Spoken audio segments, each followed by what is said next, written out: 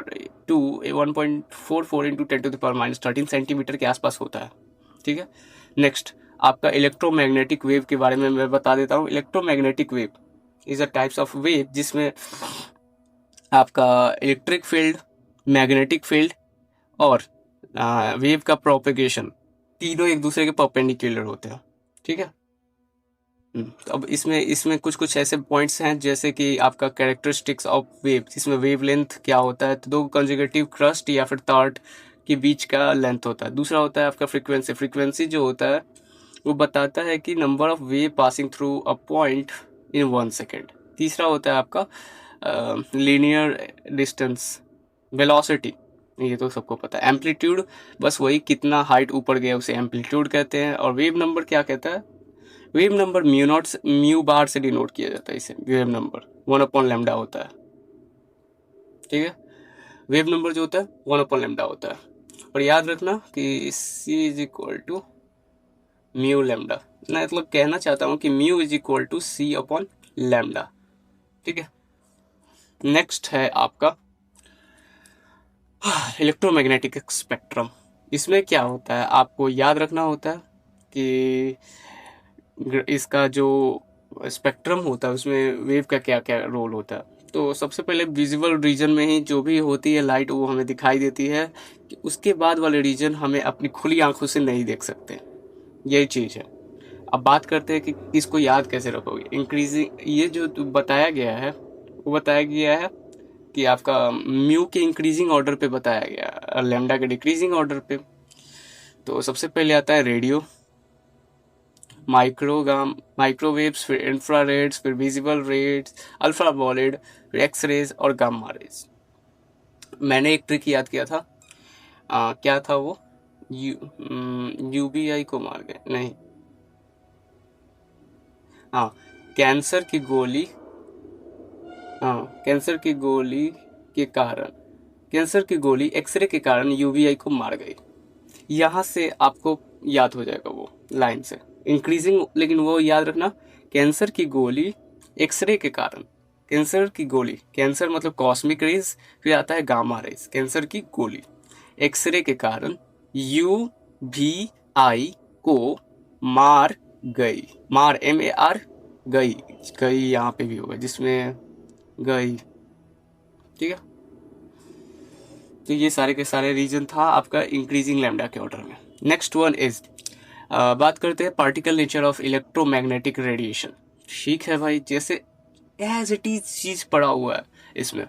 इसमें था यही कि आपने जो भी पार्टिकल, जो भी हमने पढ़ा था आपके मॉडर्न फिजिक्स में, एज इट इज उठ के वही आ रहा है, बस हाँ इसके थोड़ा सा डेप्थ के अंदर बात किया जा रहा है। तो ठीक है, particle nature of electromagnetic radiation के बारे में बात करते हैं। तो उस केस में अगर आप बात करते हो पार्टिकल नेचर ऑफ रेडिएशन के केस में, तो उसमें आपने दो बॉडी आती है। पहला होता है ब्लैक बॉडी, दूसरा होता है फोटो इलेक्ट्रिक इफेक्ट, जो ये बताता है कि आपके जो भी वेव है उसके अंदर जो है दो बॉडी का भी नेचर होता है। Particle nature of electromagnetic radiation, तो आपके जो भी वेव है ना, पार्टिकल नेचर इलेक्ट्रोमैग्नेटिक वेव, उसके अंदर पार्टिकल नेचर भी है।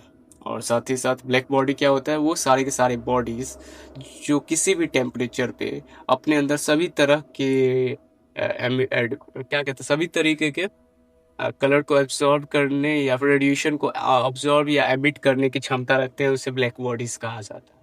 अब बात करते हो क्वांटम थियोरी ऑफ लाइट। इसको बताया इसलिए गया था, क्वांटम थियोरी ऑफ लाइट के केस में बताया यही गया था कि आपका जो इलेक्ट्रोमैग्नेटिक रेडिएशन है वो बहुत ही स्मॉलेस्ट क्वांटिटी ऑफ एनर्जी है और ऑब्जर्व करता है इन अ फॉर्म ऑफ क्वांटा, जिसे क्वांटा कहते हैं। ऑब्वियस बात यही है कि जो लाइट होता है ना, इन फॉर्म ऑफ पैकेट के फॉर्म में आता है, और इस पैकेट के फॉर्म को हम लोग बोलते हैं क्वांटा। ठीक है। तो इस क्वांटा के हिसाब से देखा जाए तो इसमें जो वेवलेंथ होता है जो कि एंगस्ट्रॉम में आएगा वो 12,400/eV अपॉन E। ये क्या बताता है, E is energy in electron volt. तो इस केस में अगर एनर्जी निकालना भी हो तो E is equal to hc/λ, और यहाँ से आप निकाल सकते हो। यहाँ पे E जो होता है एनर्जी ऑफ फोटॉन होता है, H जो होता है प्लैंक कांस्टेंट होता है जिसकी वैल्यू 6.626 × 10⁻³ जूल पर सेकेंड होता है। स्पीड ऑफ लाइट होती है c, और लैम्डा जो होता है वेवलेंथ ऑफ द प्रोटॉन होता है। फोटो इलेक्ट्रिक इफेक्ट क्या होता है, फोटो इलेक्ट्रिक इफेक्ट इसमें होता क्या है कि आपने जो भी बैटरी को एनर्जी दिया था वो दूसरा वर्क फंक्शन, मतलब ऊपर से होता क्या है ओवरऑल, आपने लाइट के सोर्स को एक मेटल के सरफेस पे गिराया, सरफेस से इलेक्ट्रॉन निकला, यहाँ से रीडिंग ले ली, और कुछ जो पार्टिकल था वो उसके काइनेटिक एनर्जी को मैक्स करने में चला गया। समझ में आया? नहीं आया। मेटल के सरफेस पे जैसे ही इलेक्ट्रॉन गिरा तो इलेक्ट्रॉन की इतनी औकात नहीं थी कि इसमें से आप निकाल सको। हाँ, मेटल के ऊपर लाइट गिर रहा है लेकिन इलेक्ट्रॉन निकालने की क्षमता कम थी। अब जैसे जैसे इलेक्ट्रॉन निकला, अब इलेक्ट्रॉन को वहां तक पहुंचाने की भी क्षमता नहीं थी, तो और भी लाइट गिराया गया जिससे इलेक्ट्रॉन जो है बहुत ज़्यादा मात्रा में, मतलब बहुत ही ज़्यादा स्पीड से जाने लगा। तो ओवरऑल यही था कि जो भी एनर्जी आपने ऊपर से गिराते हो वो आपके वर्क फंक्शन और उसको काइनेटिक एनर्जी के मैक्सिमम देने में चली जाती है। अब दो तीन बातें हैं जो कि बहुत ज़्यादा ज़रूरी है। सबसे पहली बात जो कि मिसकंसेप्शन लोगों में रहता है, there is no lag between, अच्छा हाँ, मतलब जो भी आप लाइट गिराते हो ना उसमें कोई लैग नहीं होना चाहिए। दूसरी बात, नंबर ऑफ जो फोटोन जो होते हैं ना, number of electron ejected by proportional to the intensity of bright. अच्छा ठीक है, मतलब जो भी आप फोटोन गिराते हो सरफेस पे, जो भी आप सरफेस पे फोटोन गिराते हो वो डिपेंड करता है कि हाँ वो डायरेक्टली प्रोपोर्शनल होता है। अच्छा समझ गया। जैसे जैसे आप लाइट का इंटेंसिटी बढ़ाओगे यानी ब्राइटनेस बढ़ाओगे वैसे वैसे इसमें से नंबर ऑफ फोटोन निकलने की क्षमता बढ़ती जाएगी, समझ रहे हो। और इंटेंसिटी कम गिराओगे तो नंबर ऑफ फोटोन कम निकले, नंबर ऑफ इलेक्ट्रॉन कम निकलेंगे। और इंटेंसिटी ज़्यादा गिराओगे तो आपके नंबर ऑफ इलेक्ट्रॉन जो होंगे वो ज़्यादा निकलेंगे, समझ में आया। मतलब नंबर ऑफ फोटो इलेक्ट्रॉन्स जो कि एमिट हो रहे हैं, निकल रहे हैं, is directly proportional to intensity. दूसरा, जो आपका काइनेटिक एनर्जी मैक्सिमम होता है वो maximum kinetic energy is directly proportional to the frequency, ठीक है। यानी ओवरऑल कहना चाहता हूँ कि नंबर ऑफ फोटॉन्स ज़्यादा कैसे निकलेंगे अगर आप intensity, number of photons increases, x का मतलब है कि आपने इंटेंसिटी को इंक्रीज किया तो आपके नंबर ऑफ इलेक्ट्रॉन इंक्रीज करेंगे यानी ओवरऑल करंट इंक्रीज होगा। दूसरा, अगर आपने एनर्जी ऑफ फोटोन बढ़ाया यानी फ्रीक्वेंसी बढ़ाया तो उस केस में आपका energy of kinetic energy of electron बढ़ेगा यानी एनर्जी बढ़ेगा, ठीक है। अब यहाँ पे कुछ कुछ ग्राफ हैं जो कि बहुत दिमाग में होने चाहिए कि अगर आपका काइनेटिक एनर्जी और लाइट फ्रीक्वेंसी के बीच का हुआ तो उस केस में बताना है। तो ठीक है, कैसे करते हो वैसे। एनर्जी, काइनेटिक एनर्जी जो हमने निकाला था H mu naught plus H mu, right. तो ये एच म्यू नॉट तो आपका हटा दो, ये तो आपका कांस्टेंट हो गया। और ये एच म्यू जो है इसमें से म्यू आपका एक्स है तो ये आपका कांस्टेंट है, तो y is equal to M X plus C. तो एच म्यू नॉट के जगह पे आपका लाइट कटेगा ऐसे। दूसरा, अगर बात करते हैं कि काइनेटिक एनर्जी और लाइट इंटेंसिटी में क्या रिलेशन, कुछ नहीं। काइनेटिक एनर्जी जो होता है के से जो होता है एफ से डिनोट करता है, मतलब के एफ यानी फ्रीक्वेंसी के ऊपर डिपेंड करता है ये, और किसी के ऊपर नहीं। तो लाइट इंटेंसिटी गिराओगे इसके ऊपर कोई प्रभाव नहीं पड़ेगा। नेक्स्ट है आपका, अगर लाइट फ्रीक्वेंसी गिराते हो तो करंट के ऊपर क्या प्रभाव करता है, कोई प्रभाव नहीं, क्योंकि जो पाई होता है मतलब photon, number of photon emitted, जितना फोटोन गिराओगे उतना ज़्यादा नंबर ऑफ इलेक्ट्रॉन एमिट करेंगे और उस केस में होता है। तो करंट का फ्रीक्वेंसी से कोई लेना देना नहीं, इसीलिए इसका ग्राफ जो होगा कांस्टेंट होगा। और बात करते हैं कि इंटेंसिटी और करंट के बीच में क्या लेना देना है, तो मैंने बोला था ना कि पी आई, इंटेंसिटी जो होता है आपके नंबर ऑफ फोटॉन्स को ही कहा जाता है। तो ये फोटॉन्स और इंटेंसिटी के बीच में डायरेक्टली रिलेशन होता है, ऐसा कुछ। तो ये आपके यहाँ से निकलता हुआ जा रहा है, बिल्कुल सही है। अब बात करते हैं न्यूक्लियस के बारे में, अब पढ़ाई करते हैं, ठीक है। उस वक्त से तो मटर गश्ती था। ये था आपका न्यूक्लियस। न्यूक्लियस के अराउंड आपका इलेक्ट्रॉन जो है मूव कर रहा था सर्कुलर मोशन में, जो कि हमने पढ़ रखा है। तो इसका रीजन कुछ लोगों ने बोला था भाई बताओ ना, एक्सेलरेटेड चार्ज पार्टिकल है आपका, कुछ ना कुछ समय बाद तो ये धंस जाना चाहिए न्यूक्लियस में, लेकिन धंसता काहे नहीं है।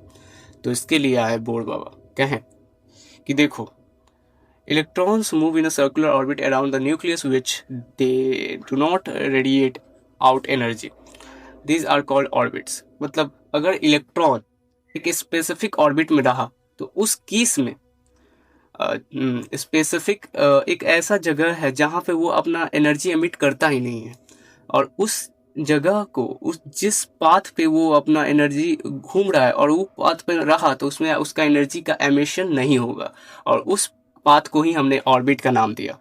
और उस ऑर्बिट को हम लोग बोलेंगे स्टेशनरी ऑर्बिट। और स्टेशनरी ऑर्बिट मतलब क्या हुआ कि उस केस अगर उस ऑर्बिट में इलेक्ट्रॉन घूम रहा है तो उसकी एनर्जी का लॉस नहीं होगा, ठीक है। इसके चलते वो इलेक्ट्रॉन में नहीं धंसेगा। और उन्होंने ये भी बता दिया कि वो ऑर्बिट निकालने का तरीका क्या होगा। तो जो आपका एंगुलर मोमेंटम है वो h/2 पाई के डायरेक्टली प्रोपोर्शनल है, और ये जो होगा NH/2 पाई, और जो n होता है वही बताता है कि ये आपका स्टेशनरी ऑर्बिट है। देखो यहाँ पे लिखा है कि MBR is equal to NH upon 2 pi, और यहाँ पे जो N है वो आपके इंटीजर फॉर्म में होने चाहिए, इंटीजर सॉरी आपके कौन सा नेचुरल नंबर में होने चाहिए, तो आपके जाके पता चलेगा। जैसे अगर आपका N बराबर 1 हुआ, क्योंकि इस अगर इस रीजन में हुआ तो आपका इलेक्ट्रॉन, तो इसका ऑब्वियस बात है कि वो एनर्जी मतलब जो इलेक्ट्रॉन इस रीजन में हुआ तो उस केस में वो अंदर जाके धंस जाएगा। लेकिन अगर वो इस रीजन में हुआ तो एनर्जी नहीं धंसेगा, अगर वो इस रीजन में हुआ तो वो नहीं धंसेगा, वो गोल गोल गोल गोल घूमता रहेगा। इस रीजन में हुआ फिर भी वो गोल गोल घूमता रहेगा, ऐसे ही। और उसका नाम भी दे दिया, अगर n बराबर 1 है तो उसे K सेल नाम दे दिया, n बराबर 2 है तो L, n बराबर 3 है तो M, और n बराबर 4 है तो M। ठीक है, अगर देखो NH अपॉन 2 पाई तो n बराबर फर्स्ट ऑर्बिट के लिए NH अपॉन 2 पाई, सेकेंड ऑर्बिट के लिए NH अपॉन 2 पाई, थर्ड ऑर्बिट के लिए NH अपॉन 2 पाई। तीसरी बात कि अगर इलेक्ट्रॉन लो एनर्जी ऑर्बिट से लो ऑर्बिट से हाई ऑर्बिट की ओर जाता है, लो सेल से हाई सेल की ओर जाता है, तो उस केस में वो एनर्जी जो होता है ऑब्जॉर्ब करके जाता है, ठीक है, जंप करता है। यानी एनर्जी अब्सॉर्प्शन निकालना हो तो कैसे करोगे, तो एनर्जी अब्सॉर्प्शन जो होगा वो आप सबसे पहले जिस पे पहुंचना है, तो En2 minus En1 is equal to hc upon lambda. और बात करते हैं कि अगर हाई सेल से लो शेल की ओर इलेक्ट्रॉन आ रहा है तो उस केस में आपका वो एनर्जी एमिट करेगा, और ये एमिशन जो होगा, देखो जब इलेक्ट्रॉन हाई सेल से लो शेल की ओर जाता है तो इसमें एनर्जी एमिशन होता है, तो उस केस में और वो एनर्जी कैसे एमिट करता है, फोटोन के फॉर्म में, ठीक है। तो और En2 minus En1 is equal to change in, और ये भी होता है hc upon lambda. Next one is isoelectronic species, ठीक है, सिंगल। अच्छा, ये जितने भी हमने पढ़ रहे हैं ना, ये सारे के सारे सिंगल इलेक्ट्रॉन स्पीसीज के केस में आते हैं। और तो जैसे आपने हाइड्रोजन ले लिया, आपने He+ या He+ ले लिया, लिथियम Li2+ ले लिया, बेरिलियम Be3+ ले लिया, बोरॉन B4+ ले लिया, तो उस केस में आपका इलेक्ट्रॉन तो यहाँ पे नंबर ऑफ इलेक्ट्रॉन तो 1 ही रहता है, लेकिन आपका जेड जो होता है वो बढ़ता जाता है। रीजन क्या है, ये मल्टी इलेक्ट्रॉन के लिए वैलिड क्यों नहीं है, क्योंकि आप देखो खुद, अगर कोई यहाँ पे सेल है, एक सेल यहाँ पे एक बाहर वाला सेल है, तो इस केस में बता दो, अगर एक इलेक्ट्रॉन यहाँ पे इसे अच्छे से बांध के रखा है तो ये इसे रिपेल करने के लिए फोर्स लगाएगा, ये इसको रिपेल करने के लिए फोर्स लगाएगा, ये इधर से रिपेल करने के लिए फोर्स लगाएगा, तो ओवरऑल नेट जो फोर्स होगा वो इधर की ओर ज़्यादा दिख रहा है, इधर की ओर कम दिख रहा है। हाँ, क्योंकि इधर अट्रैक्ट करने वाला यही फोर्स है, तो ज़्यादा से ज़्यादा फोर्स जो होता है इसको रिपेल करने के चक्कर में तो ये निकल जाना चाहिए, तो इसके बारे में बताना भूल गए थे वो। तो इसके since while deriving form of the RV energy, we considered only two forces on the electron F1 and F2. That's why it is the assumed that the system is single electron species. तो single electron species के लिए bore atomic model valid था। तो सबसे पहली बात उन्होंने ये कही थी कि MVR मतलब कि एंगुलर मोमेंटम जो भी होगा वो NH अपॉन 2 पाई मतलब H अपॉन 2 पाई के इंटीग्रल मल्टीप्लिकेशन के बराबर होगा। दूसरा उन्होंने बताया ये था कि जो भी आपके जो प्रोटॉन के ऊपर जो भी इलेक्ट्रॉन रिवॉल्व करेगा उसका रेडियस जो होगा वो होगा 0.53 n² अपॉन जेड एंगस्ट्रॉम के फॉर्म में होगा। अगर वेलोसिटी की बात किया जाए तो velocity is equal to 2.18 into 10⁶ Z upon N metre per second. अगर बात करते हैं एनर्जी के बारे में तो होता है negative of 2.18 into 10⁸ Z square upon N square joule per atom, ठीक है। ये जूल पर एटम मतलब एसआई यूनिट में बोल रहा है। अगर बात करते हैं इलेक्ट्रॉन वोल्ट पर एटम के फॉर्म में चाहिए तो negative of -13.6 Z square upon N square EV per atom. अगर बात करते हैं कि टोटल एनर्जी नहीं टाइम पीरियड बता दो तो time period is equal to distance upon speed, distance जो है 2πr अपॉन स्पीड जो आपका v है, तो ओवरऑल ये डायरेक्टली प्रोपोर्शनल होता है NQ अपॉन जेड स्क्वायर के। और फ्रीक्वेंसी की बात करो तो वो टाइम पीरियड के उल्टा होता है, यानी जेड स्क्वायर अपॉन NQ। और एक्सेलरेशन की बात करो तो वेलोसिटी अपॉन टाइम पीरियड होता है आपका एक्सेलरेशन, तो उसे कैसे निकालते हो, ये निकलता है ZQ अपॉन N की पावर 4। अगर ये चीज़ आपके दिमाग में है सारे के सारे तो मैं पता है भूलता हूँ यहाँ पे रिलेशन कि R N is equal to 0.53 N square by Z. R N is equal to अच्छा आर एन लिखा है ना, तो उस केस में समझ लेना कि 0.53 into N square upon Z. अगर बात करते हैं यहाँ पे वी वेलोसिटी बोला जाएगा ना, तो वेलोसिटी को बस ये याद रखना वी जेड ई जेड, यहाँ से पता चल जाएगा। अच्छा ऑर्बिट वेलोसिटी कैसे निकलता है? वेलोसिटी निकलता है 2.18 into 10⁻⁻⁶ Z upon N metre per second. अगर एनर्जी चाहिए तो वो भी होता है -2.18 into 10⁻⁻18 into Z square upon N square joule per atom. अब कुछ एनर्जी लेवल का डायग्राम है जिसे आप याद कर दो। अगर n बराबर 1 हुआ तो उस केस में आपका जो एनर्जी होगा वो -13.6 जेड स्क्वायर इलेक्ट्रॉन वोल्ट होगा। अगर n बराबर 2 पे एनर्जी लेवल जो होगा वो पार्टिकल का वो होगा आपका -13.4 इंटू जेड स्क्वायर ईवी। अगर n बराबर 3 हुआ तो इसके लिए -1.51 जेड स्क्वायर। अगर n बराबर 4 हुआ तो 0.85 जेड स्क्वायर ईवी। n बराबर 5 हुआ तो -0.54 जेड स्क्वायर। अगर n बराबर 6 हुआ तो 0.38 जेड स्क्वायर। n बराबर 7 हुआ तो -2.8 जेड, और ऐसे ही n बराबर अगर इन्फिनिटी पे चला गया तो आपका इलेक्ट्रॉन वोल्ट 0 आ जाएगा। अब बात करते हैं इक्वी ट्रांजिशन मतलब क्या हुआ कि मेरा एक Z1 इलेक्ट्रॉन है, तुम्हारा मतलब मान लो मेरा एक पार्टिकल है जिसका मास Z1 है, मास नंबर Z1 है, और एक तुम्हारा पार्टिकल जिसका मास नंबर Z2 है। और वो दोनों क्या हुआ कि उन्होंने सेम एनर्जी ऑफ फोटोन है। तो इस केस में बताओ कि अगर ये मेरा Z1 वाला मास का पार्टिकल N2 से N1 में जा रहा है, तो ये बताओ कि तुम्हारा Z2 मास वाला पार्टिकल कहाँ से कहाँ तक जाएगा कि आपका जो एनर्जी होगा वो सेम रहे, फोटोन की एनर्जी जो होगी वो सेम रहे।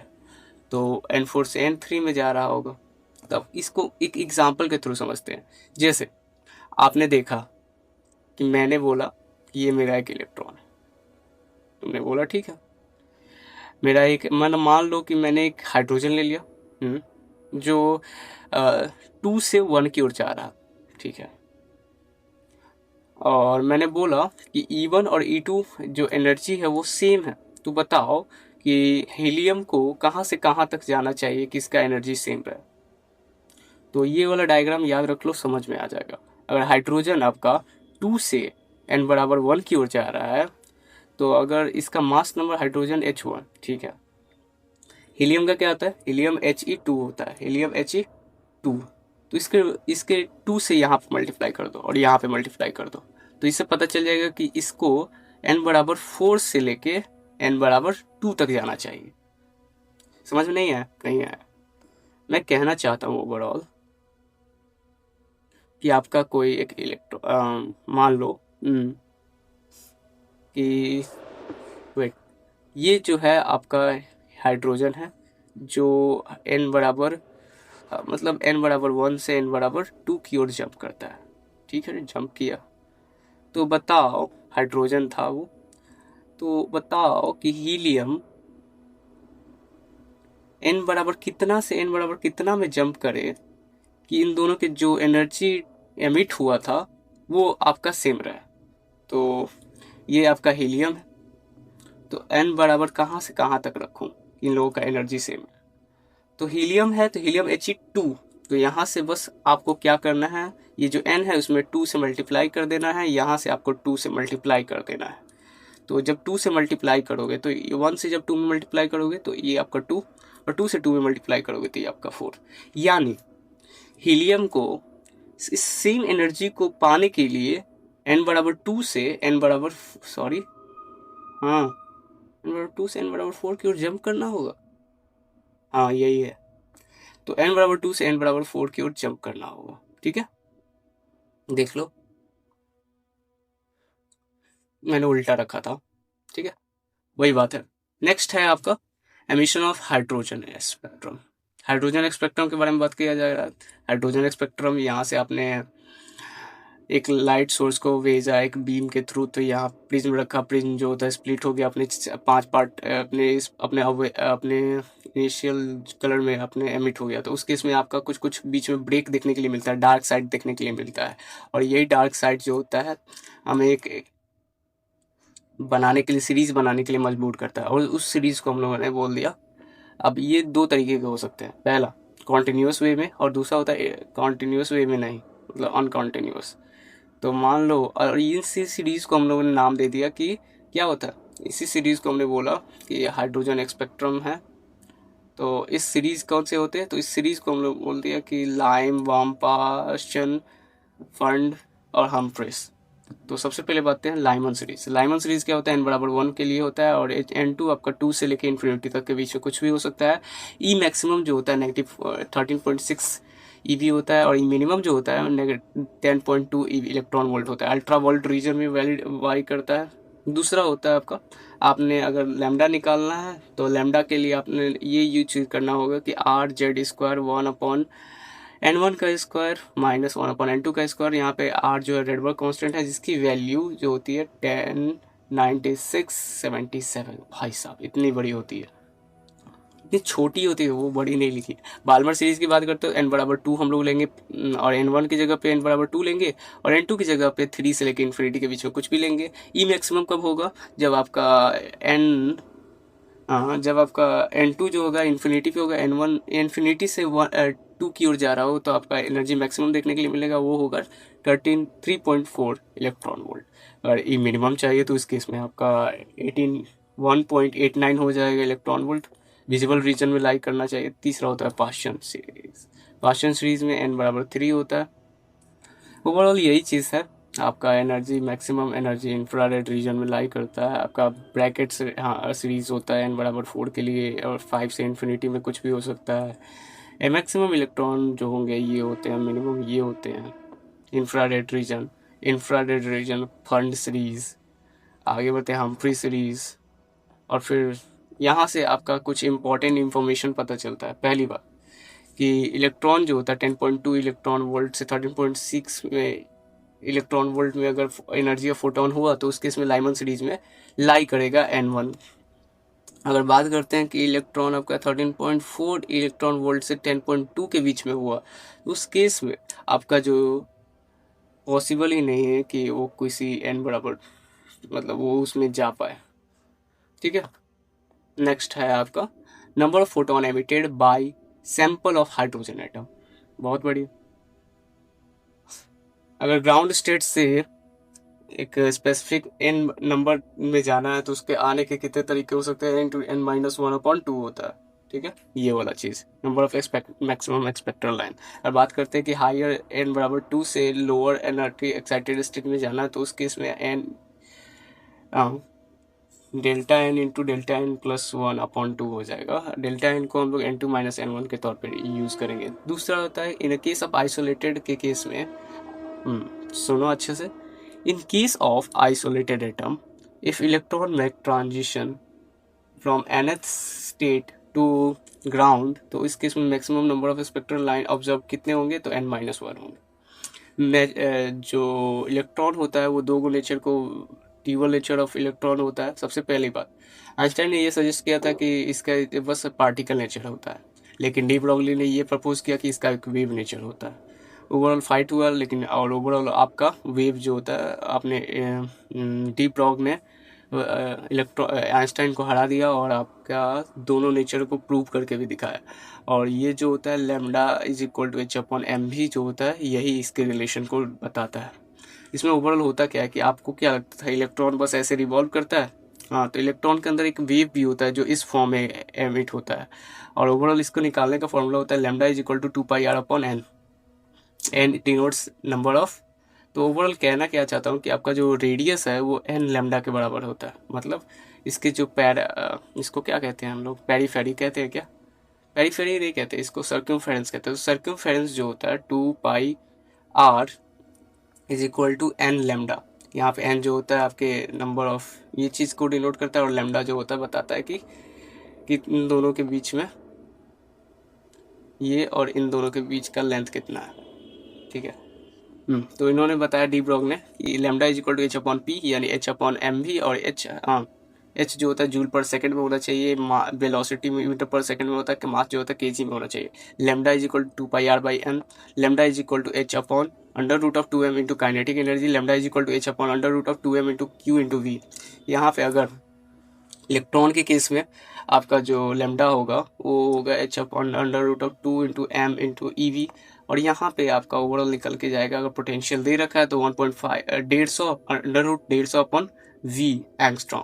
अगर बात करते हैं alpha lambda for proton, de Broglie lambda for proton, तो उस केस में 0.286 upon under root of V angstrom होता है, और लैम्डा फॉर अल्फा पार्टिकल होता है 0.101 upon under root of V angstrom होता है आपका, किसके लिए, तो अल्फा पार्टिकल के लिए, de Broglie lambda. Heisenberg uncertainty principle, इन्होंने बस यही चीज़ बताया था कि आप इलेक्ट्रॉन का पोजीशन अगर फाइंड कर रहे हो तो उसका मोमेंटम नहीं पता कर पाओगे, अगर आपने मोमेंटम पता कर लिया तो आप उसका पोजीशन पता नहीं कर सकते हो। तो वही चीज़ है, एग्जैक्ट पोजीशन पता करना आपका मुश्किल है, इसलिए हम लोग कैलकुलेट नहीं कर सकते पूरी अच्छी तरीके से। हाँ, तो यहाँ पे आपका कुछ एरर हो सकता है आपके क्या डिस्प्लेसमेंट में, तो वही चीज़ एरर बताने की कोशिश किया था कि change in X into change in, sorry ये चेंज नहीं होता, एरर इन एक्स या into error dot error in momentum is greater than equals to H upon 4π। अगर बात करते हैं तो ओवरऑल निकल के आता है कि change in X into change in potential is greater than equals to H upon 4πm। Overall निकल के आया कि ये जो होता है एक्स जो होता है डेल्टा एक्स जो होता है डिनोट करता है uncertainty of the position, delta P denote करता है अनसर्टेनिटी इन मोमेंटम, और जो एच है प्लैंक्स कांस्टेंट मास पार्टिकल का होता है, और ये वी जो होता है अनसर्टेनिटी इन पोजीशन को पता करता है, अनसर्टेनिटी इन वेलोसिटी। ये सारे के सारे बैठ के निश्चिंत से पढ़ना, 1 सेकंड का पल्स। चलो आगे बढ़ते हैं। क्वांटम मैकेनिकल मॉडल, इसमें सबसे पहले श्रोडिंगर वेव इक्वेशन आता है। श्रोडिंगर वेव इक्वेशन यही कहता है, बस आपको ये इक्वेशन ध्यान में रखना चाहिए और कुछ नहीं। श्रोडिंगर वेव इक्वेशन कहता है कि psi square partial differentiation of psi with respect to X double differentiation psi with respect to X plus double differentiation psi with respect to Y plus double differentiation psi with respect to Z plus pi square M upon H square into E minus V into psi is equal to 0।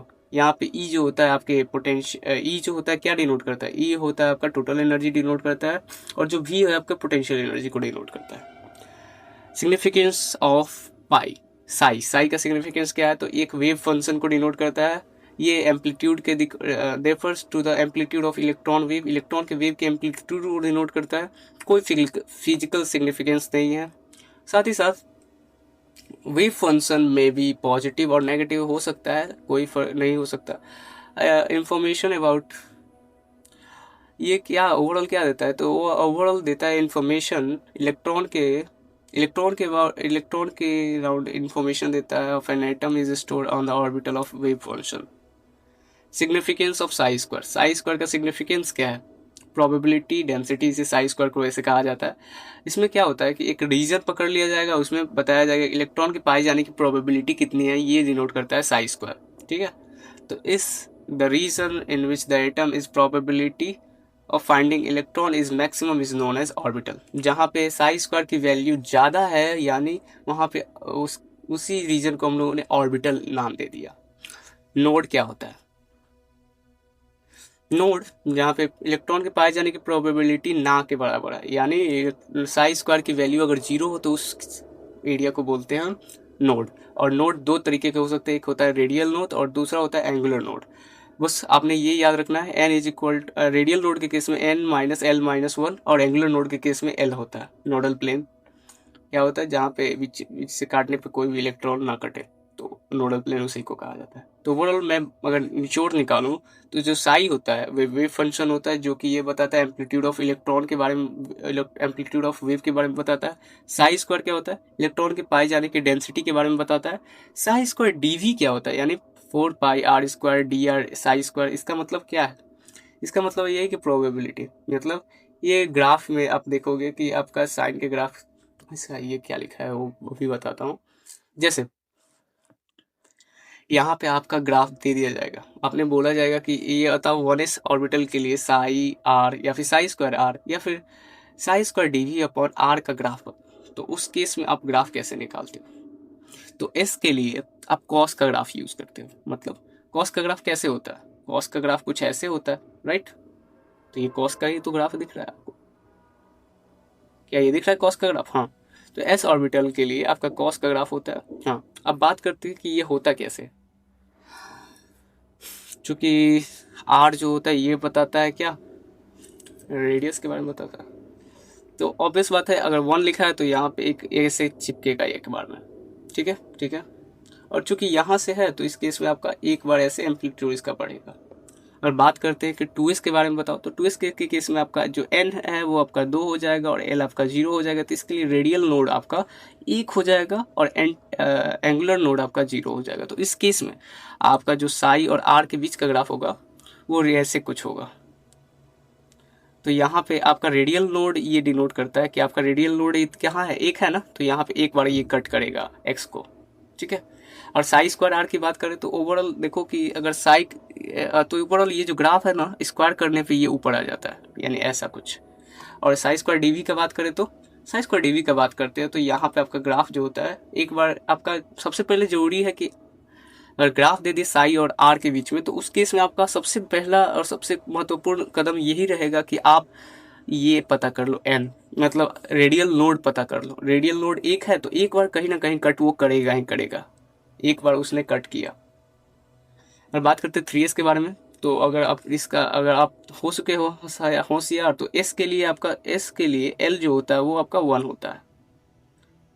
हम्म हम्म तो इस case में बताओ आपका angular node कितना हो जाएगा? Angular node जो होगा वो हो जाएगा आपका 2। अगर एंगुलर नोड 2 है तो ये 2 बार कट करना चाहिए इसको। तो ये कट हो गया 2 बार। और साई और आर के बीच में ग्राफ कुछ ऐसा होगा। साई के केस में अगर एस हुआ, देखो यहाँ पे एस लिखा हुआ है ना, तो एस के बीच में आपका ग्राफ जो होगा कॉस का ग्राफ होगा। कॉस में भी एस आता है लास्ट में, तो यही चीज़ है। देख लो, तो ग्राफ आपका एंटी नोड 2 टाइप के होगा और यहाँ पे जो होता है आपका इंक्रीजिंग फॉर्म में होता है। ठीक है। नेक्स्ट है आपका, अगर पी का ग्राफ हुआ तो उस केस में मैं पी के केस में बोलता हूँ कि ये साइन का ग्राफ होता है। Sine P, S P, sine P, P sine. तो उस केस में आपका साइन का ग्राफ होगा और वो कुछ ऐसा होगा। इसमें नोड और एंटी नोड पता करना होता जरूरी होता है। इसके लिए एल का वैल्यू जो होता है, पी के लिए एल का वैल्यू जो होता है 1 होता है। ठीक है। तो उस केस में अगर बात करते हो तो एन आपका 2 है, एल आपका 1 है, तो उस केस में रेडियल नोड जो होगा 0 हो जाएगा और एंगुलर नोड होगा 1। तो ओवरऑल आपको कोई कट दिखने के लिए नहीं मिलेगा। तो इस केस में आपका ऐसा कुछ रहेगा, ऐसा कुछ रहेगा, ऐसा कुछ रहेगा। बात करते हैं कि 3p के केस में क्या होगा, तो इस केस में आपका नंबर ऑफ एंगुलर नोड जो होता है, रेडियल नोड आपका 1 दिखेगा, एंगुलर नोड भी 1 दिखेगा। तो इस केस में कैसे पता करोगे, तो n एक बार कट किया, यहाँ पे बताओ एक बार कट किया, यहाँ पे बताओ एक बार कट किया, तो ये आपका जो नोड होता है वो बताता है कि कट कितनी बार करेगा रेडियल नोड। तो ये इसने बता दिया। अब यहाँ पे आप देखोगे तो रेडियल नोड आपका 1 है और ये जो ग्राफ है आपका पॉजिटिव या नेगेटिव कुछ भी हो सकता है। लेकिन अगर साई स्क्वायर की बात करो तो ये हमेशा पॉजिटिव रहता है। अगर साई स्क्वायर डीवी की बात करो तो ये भी पॉजिटिव रहता है with increasing pitch, increasing amplitude. बात करते हैं ऑर्बिटल, जहाँ पे इलेक्ट्रॉन के पाए जाने की प्रोबेबिलिटी सबसे ज़्यादा होती है, उसे ऑर्बिटल कहा जाता है, अप्रॉक्सीमेटली 90 से 95% के आसपास। हाँ, अब बात करते हैं एस ऑर्बिटल। एस ऑर्बिटल का शेप जो होता है स्फेरिकल शेप होता है। हाँ, इसमें एक्स वाई जेड तीनों के तीनों प्लेन को non directional. S orbital is non directional and closest to the nucleus having lowest energy. S orbital can accommodate maximum number of electrons. ठीक है। दूसरा होता है पी ऑर्बिटल, इसका शेप जो होता है डबल डम्बल की तरह होता है, कुछ ऐसा ऐसा ऐसा। तीसरा होता है डी ऑर्बिटल। डी ऑर्बिटल का शेप जो होता है डबल डम्बल की तरह होता है, कुछ ऐसा। देख लो 1 2 3 4 5। बात करते हैं ये कुछ स्पेसिफिक टाइप के होते हैं। जैसे बात कर दिया आपने एस ऑर्बिटल, एस ऑर्बिटल एक होता है। बात करते हैं पी ऑर्बिटल, तो पी ऑर्बिटल भी 3 तरीके के होते हैं। एक होता है P X Y, P Y Z, P Z X. और बात करते हैं यहाँ पे तो D X Y, D Y Z, D X Z, या फिर D X square minus Y square, मतलब X square minus Y square के केस में आपका जो भी होगा ओवरलैप कर देगा किस में, एक्सिस के ऊपर, और डी जेड स्क्वायर। अब बात करते हैं over number of quantum number के बारे में। तो क्वांटम नंबर क्या होता है, सेट ऑफ नंबर जो कि इलेक्ट्रॉन के बारे में हर एक इन्फॉर्मेशन दे देते हैं।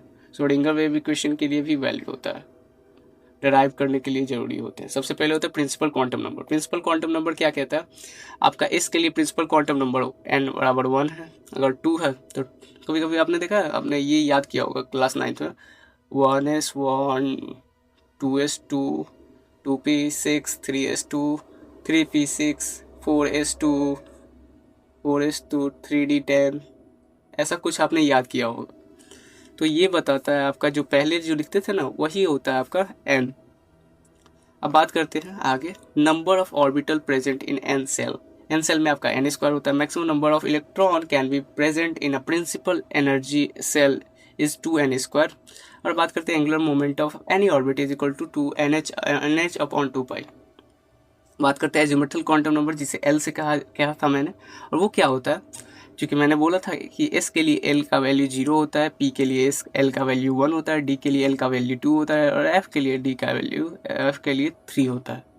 अब बात करते हैं आगे नंबर ऑफ, और ये बताता क्या है कि ये बताता है नंबर ऑफ ऑर्बिट के अंदर सबशेल कितने होंगे, तो वो होता है 2l+1। अगर बात करते हैं maximum number of electron in a particular subshell, वो होता है 2 इंटू l+1, 2 इंटू 2l+1 होता है।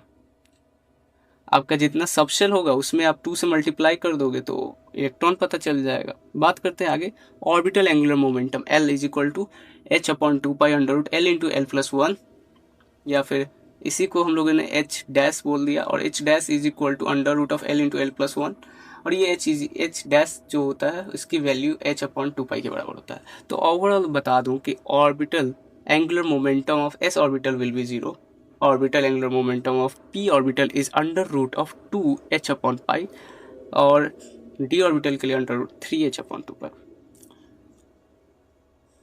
अब बात करते हैं आगे magnetic quantum number. Magnetic quantum number के लिए L आपका L-L 0 प्लस L हो सकता है। ये डिस्क्राइब करता है ओरिएंटेशन कि 3D स्पेस में उसका ओरिएंटेशन कैसा है, ये बताता है आपका मैग्नेटिक क्वांटम नंबर। और इसकी वैल्यू जो होती है नेगेटिव L से लेके पॉजिटिव L तक होती है। मान लो कि मैंने 3s रखा, तो इस बता दो कि इसमें L कितना है, तो L आपका 0 है, तो ऑब्वियस बात है आपका 0 ही रहेगा। और बात कहूँ कि 5p है, अब इस केस में बता दो इसका L कितना है, तो P इज इक्वल टू इसका P है तो इसका केस में इसका L जो होगा वो 1 होगा। तो इस केस में आपका जो भी होगा L बराबर 1 है, तो यानी -1, 0 और 1, ये आपका M हो जाएगा। समझ में आया? और ये बताता है number of sub orbitals. Sub orbitals subshell के बारे में बताता है। मान लो कि तुमने निकाला और तुम्हारा 5 आ गया, तो उस केस में ये 5 बता रहा है कि आपका इसके अंदर जो सबशेल होंगे वो 5 होंगे। फिर आता है नेक्स्ट स्पिन क्वांटम नंबर, जो कि ये बताता है कि आपका घूमेगा कैसा है, क्लॉकवाइज या एंटी क्लॉकवाइज। अगर क्लॉकवाइज घूमा तो इस केस में नेगेटिव, और एंटी क्लॉकवाइज हुआ तो इस केस में positive. Spin magnetic moment unpaired होते हैं। Unpaired it represent spin angular momentum, जो कि होता है h upon 2 pi under root s into s+1। बात करते हैं maximum number of spin of maximum number of, कैसे निकालते हो स्पिन, तो वो निकलता है half into number of unpaired electron. ठीक है, यहाँ से निकलता है स्पिन। अब आते हैं अफबाउ प्रिंसिपल। उन्होंने ही बताया था कि इंक्रीजिंग ऑर्डर पे एनर्जी, उन्होंने क्या बताया था, एक अफबाउ एक जर्मन वैज्ञानिक थे, उन्होंने बताया था कि इंक्रीजिंग एनर्जी के बेसिस पे हमें बताना होता है। अब बात करते हैं सीक्वेंस इसका कुछ कैसे होगा, तो 1s2, 1s, 2s, 2p, 3s, 3p, 4s, 3d, 4p, 5s, 4d, 5p, 6s, 4f, 5d, 6p, 7s, 5p, 6d, ऐसे ही चलता जाएगा। इन्होंने ही बताया था कि n+l रूल जो होता है, अगर n और l को जोड़ दोगे तो इसमें एनर्जी जो होती है वो ज़्यादा होती है। बात करते हैं आगे इलेक्ट्रॉनिक कॉन्फ़िगरेशन इन्होंने ही बताया था। पॉली एक्सक्लूजन प्रिंसिपल ने ये कहा था कि आपका साइन जो होता है वो ऑपोजिट डायरेक्शन में होना चाहिए। मतलब मान लो कि मैंने डी ऑर्बिटल बनाया, तो इसमें जो ऑपोजिट स्पिन के ऐसे रखना होता है आपका स्पिन, और सबसे पहले ऐसे भरा जाएगा, फिर जाके इसमें ऐसे भरा जाएगा। समझ में आया? तीसरा n+l रूल, ये बताता है आपके एनर्जी अगर लो सब एनर्जी के अंदर, ये n+l रूल बताता है relative order of energy of various sub shell on the multi electron particles. अब बात करता है आगे कि मेमोरी मैप क्या होगा, तो ऐसा कुछ याद करने के लिए होता है। हंट्स रूल क्या कहता है? हंट्स रूल ये कहता है कि आप, सबसे पहली बात होती है कि आप किसी भी इलेक्ट्रॉन को भरना है तो आप ऐसे पहले भरोगे कि आपने ये भरना है, सबसे पहले एक एक भरो सब में, सब शेल में, और उसके बाद भरो। तो ऐसे आप ऐसे नहीं भर सकते। नेक्स्ट जो होता है, थैंक यू स्लाइड आ गया। उम्मीद करता हूँ आपको ये बेहतरीन समझ में आया होगा। तब तक के लिए सी यू सून, आई विल, जल्दी ही मिलेंगे हम लोग। जय हिंद। जय हिंद।